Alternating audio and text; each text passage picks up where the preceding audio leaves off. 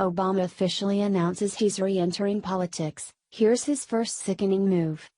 Once again, the demagogue Obama is trying to come back onto the scene in any desperate manner he can to try and stay relevant enough to take down the Republican Party and the true values of this country. As if his hefty speaking fees and his jet-setting to meet with world leaders, acting as if he were still the president, isn't offensive enough to those of us who are smart enough to see his agenda. Now he is back to play a role as a political fundraiser. According to Daddy Stick, since he left office, Obama has impressed few with his money-grubbing $400,000 speaking fees and lavish lifestyle. Even Dems have been critical of their former hero for some of his choices lately. That has not stopped them from opening the doors and inviting him back into the folds. He will be the main attraction at a fundraiser later this week for the National Democratic Redistricting Committee.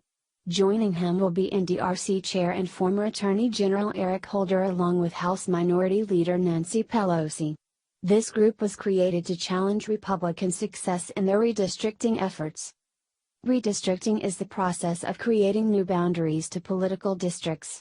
Many say it is done to make areas more favorable to one party or another, giving certain candidates an advantage. Republicans have managed to use it to win for several election cycles, and that has Democrats upset and ready to fight. The old team will be getting back together again.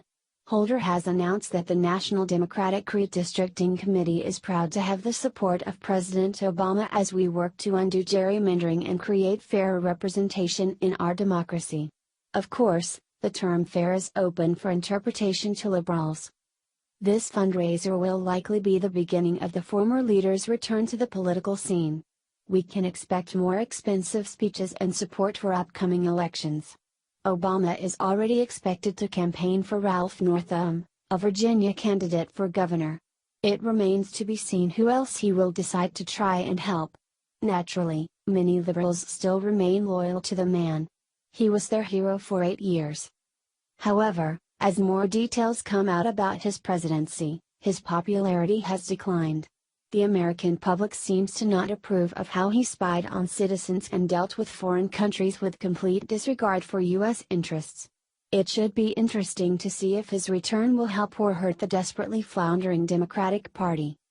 When will this man realize that his presence is only going to hurt the very party he claims to want to help? He will only help conservatives in the long run by showing more and more of the corruption that is the left, and as irritating as it is to see him on any public platform, one can't help but see it as another way of winning for us again. Obama and his deep state will not win because those he stands against already know too much about what he is planning.